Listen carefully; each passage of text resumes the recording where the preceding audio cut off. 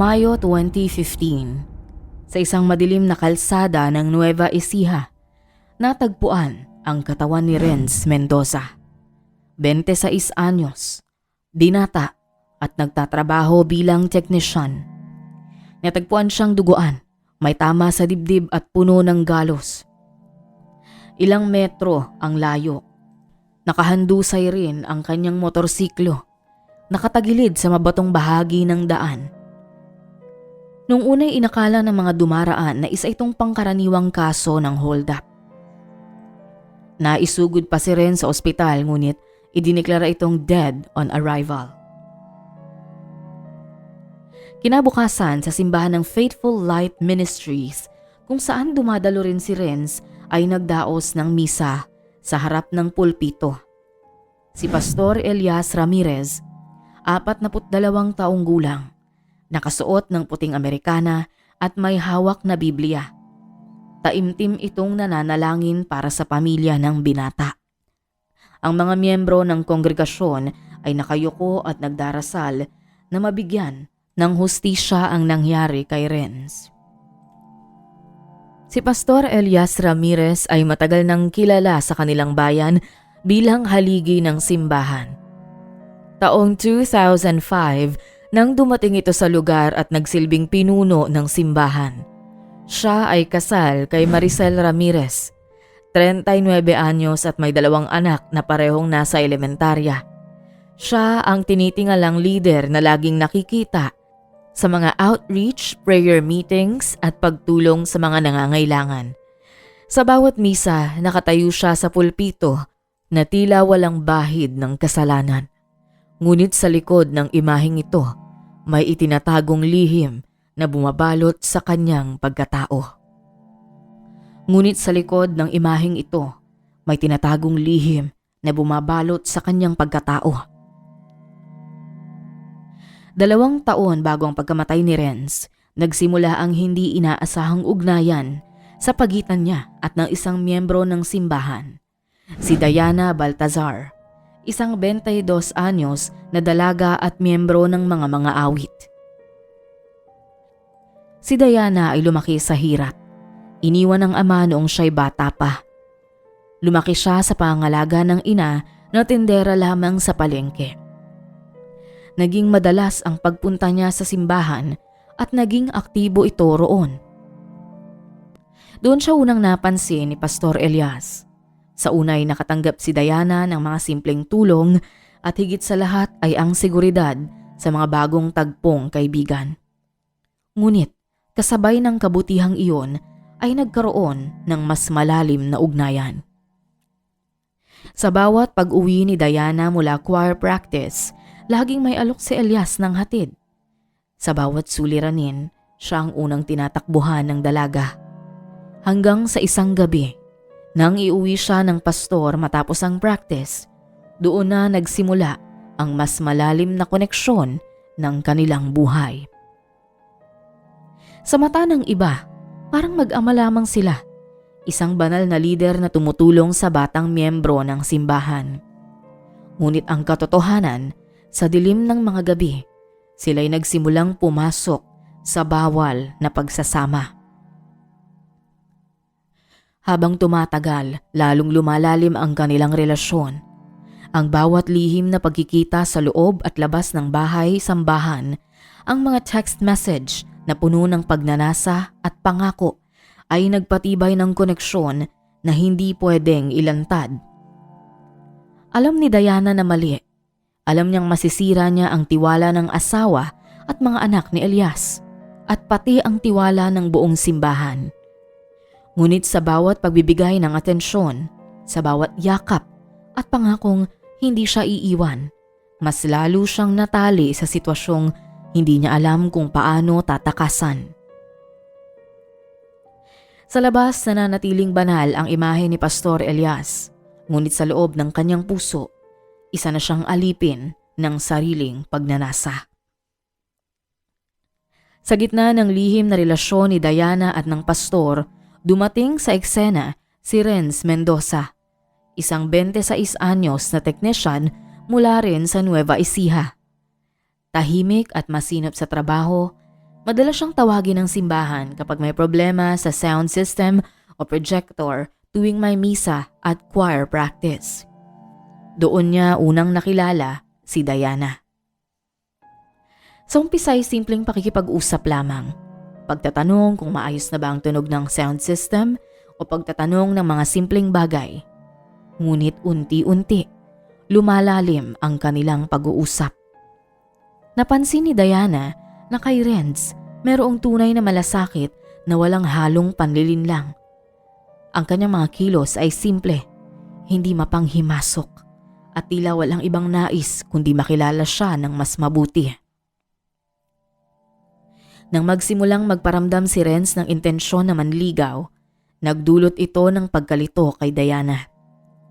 Naisip niyang marahil ito na ang pagkakataon para makawala sa hawla ng lihim na relasyon kay Elias. Ngunit kasabay ng pag-asa ay dumating ang panganib.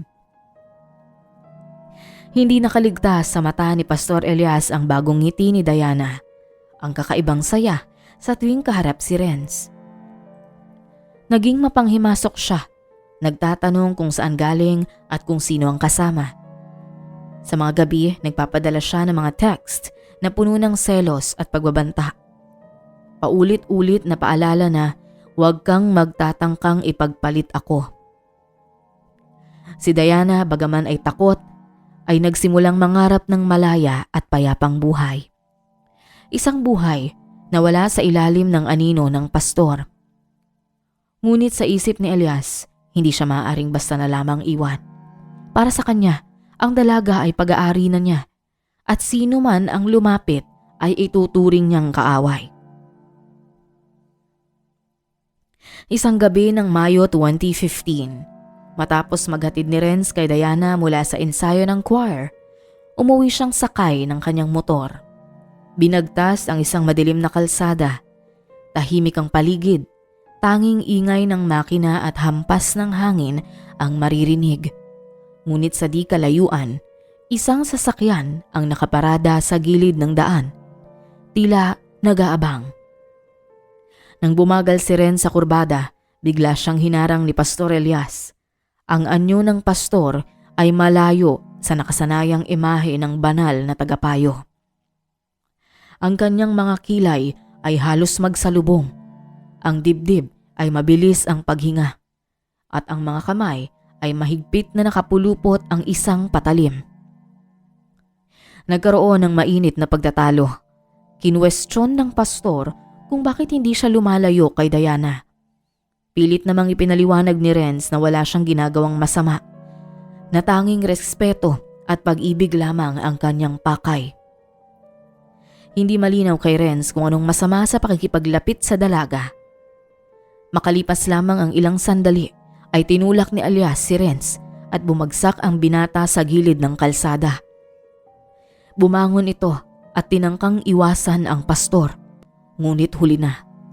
Isang matulis na bagay ang tumama sa kanyang tagiliran. Napasubsob si Renz sa lupa. Habol ang hininga, wala siyang kalaban-laban. Si Elias hingal at nanginginig, nakatingin sa kanyang mga kamay. Walang anino ng pagsisisi, tanging kaba at takot na siya ay mabubunyag. Iniwan niya si Ren sa madilim na daan at mabilis na umalis. Nagtatago sa likod ng katahimikan ng gabi. Pag-uwi, nagbihis, nagdasal kasama ang kanyang pamilya at kinabukasan ay isa siya sa mga unang tumayo sa pulpito ng simbahan. Nag-aalok ng panalangin para sa pamilya ni Renz. Ngunit ang kanyang lihim ay hindi tuluyang naitago. Sa mismong oras ng krimen, isang tricycle driver ang nakasalubong niya. Nakita ang anyo niyang pawis na pawis, hawak ang tila, patalim, at nagmamadaling sumakay sa kanyang kotse. Isang saksi na sa tamang oras ay magbubunyag ng katotohanan. Pagkalipas ng ilang araw mula nang matagpuan ang katawan ni Renz, hindi matanggap ng kanyang pamilya ang sinasabing simpleng kaso ng hold-up. Wala kasing nawalang gamit sa kanya. Nandun pa rin ang wallet, cellphone at maging ang kanyang motorsiklo ay ilang metro lang ang layo. Kaya't agad silang lumapit sa pulisya para igiit na hindi ito ordinaryong krimen. Sa pagsisimula ng investigasyon, lumabas ang pangalan ni Pastor Elias. Isang testigo ang lumapit. Ang tricycle driver na nakakita sa kanya noong mismong gabi ng insidente. Ayon sa kanya, ilang minuto bago natagpuan ang katawan, nadaanan niya ang pastor sa madilim na kalsada. Pawis na pawis at tila kabado. May bitbit na bagay na kahawig ng patalim. Bagaman unay nag-alinlangan, naglakas loob siyang magbigay ng pahayag nang malaman ang tungkol sa nangyari kay Renz. Kasabay nito, lumutang sa investigasyon ang mga text messages mula kay Elias para kay Diana. Mga mensaheng puno ng pagbabanta, pagsiselos at galit laban kay Renz. Kung hindi ka lalayo sa kanya, may mangyayaring masama. Isa sa mga linyang nakalap ng mga investigador. Ang ebidensyang ito ang nagsimulang magbuklod ng mga piraso ng katotohanan. Sa pakikipagtulungan ni Diana ay unti-unting naging malinaw ang lahat. Sa unay, natatakot siyang mabunyag ang lihim na relasyon, ngunit sa ilalim ng presyon ng konsensya at pangako ng hustisya para kay Renz, nagdesisyon siyang ilantad ang lahat. Sa kanyang salaysay, ibinunyag niya ang 2 taong palihim na relasyon nila ng pastor. Kung paano siya inalok ng suporta, pinangakuan ng magandang buhay, at kalaunan ay ginamit ang impluwensya para itali siya sa isang bawal na pagsasama. Nang dumating si Renz at nagbigay ng tunay na atensyon at respeto, doon nagsimulang maging marahas ang ugali ni Elias. Habang sinusuri ng pulisya ang mga ebidensya, unti-unting nabuo ang larawan. Isang respetadong pinuno ng simbahan na nabalot ng lihim na imoralidad at sa huli, isang krimen ng selos at kasakiman. Ang mga miyembro na minsang humanga sa kanya ay nagsimulang magtanong at ang maskara ng kabanalan ay nagsimulang mabasag. Sa harap ng mga ebidensya ay inaresto ang pastor na naging malaking eskandalo sa lugar. Marso 2016, nagsimula ang paglilitis laban kay Pastor Elias Ramirez. Sa loob ng malamig na korte sa kabanatuan, nagtipon ang mga saksi, pamilya at ilang miyembro ng simbahan. Para sa karamihan, hindi pa rin madaling paniwalaan na ang taong kanilang itinuring na haligi ng pananampalataya ay siya ring akusado. Isa-isa iniharap ang mga ebidensya. Ang salaysay ng tricycle driver na nakakita sa kanya sa mismong lugar ng krimen. Ang mga text messages na naglalaman ng pagbabanta laban kay Renz. At higit sa lahat, ang testimonya ni Diana Baltazar. Sa oras na iyon, bumagsak ang imahe ni Pastor Elias. Sa harap ng kanyang pamilya at kongregasyon, nasira ang maskara ng kabanalan. Nang iproklama ng hukom ang hatol na guilty, tila nagdilim ang buong silid. Ang sentensya, reklusyon perpetua o habang buhay na pagkakabilanggo. Umiiyak ang kanyang asawang si Maricel. Mahigpit na yakap ang kanilang 2 anak na walang muwang sa bigat ng kasalanan ng kanilang ama. Tinakwil siya ng simbahan. Mabilis na naglabas ng pahayag ang mga natitirang lider na tinatanggal na siya sa posisyon at hindi na kailanman maituturing na pastor ng kongregasyon. Samantala, si Diana, dala ng kahihiyan at bigat ng alaala, ay nagpasyang lumayo sa lugar matapos ang paglilitis. Sa araw ng hatol, ang dating mataas na pinuno ng Faithful Light Ministries ay isa na lamang bilanggo. Hubad sa dangal, wasak ang pamilya at iniwan ng mga taong dati niyang pinamumunuan. Sa loob ng kulungan, nagsimulang maramdaman ni Pastor Elias ang bigat ng kanyang nagawang kasalanan. Sa mga unang buwan, pilit niyang hinanap ang dating buhay. Nangaral sa loob ng piitan, ngunit wala nang gustong makinig. Ang kanyang mga salita ay wala nang bigat. Ang kanyang dasal ay hindi na nakakapagtaguyod ng ibang tao, kundi siya na lamang ang naniniwala sa kanyang sarili. Samantala, ang kanyang pamilya ay unti-unting naghilom mula sa sugat. Si Maricel, sa kabila ng matinding kahihiyan at galit, ay piniling lumipat ng lugar kasama ang 2 anak. Sa bagong bayan, sinikap niyang bumangon, naghanap ng trabaho at sinuportahan ang mga bata. Para sa kanya, yun ang tanging paraan upang iligtas ang mga bata mula sa mabigat na anino ng nakaraan. Ang simbahan na minsang pinamunuan ni Elias ay hindi rin nakaligtas sa sugat ng eskandalo. Maraming miyembro ang umalis, ngunit sa paglipas ng panahon, unti-unti ring muling itinayo ang Faithful Light Ministries sa ilalim ng bagong pamumuno. Gayunman, nananatiling bakas sa kanilang kasaysayan ang nangyaring eskandalo. Ang kasong ito ay nagpapatunay na kahit sino ay nagkakasala at walang totoong nakakakilala sa atin kundi ang ating mga sarili at ang Diyos sa itaas. Hindi lahat ng pastor o lider ng simbahan ay katulad ni Elias. Karamihan ay totoong naglilingkod, nananalangin at umaakay sa mga tao sa tamang landas. Ngunit isang katotohanan ang hindi may kukubli.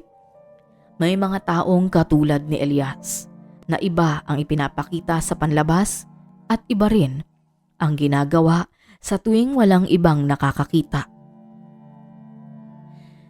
Naway magsilbing aral sa atin ang kasong ito na manatiling totoo sa ating mga sarili upang maiwasan ang mga ganitong uri ng trahedya at hindi magsisi sa huli.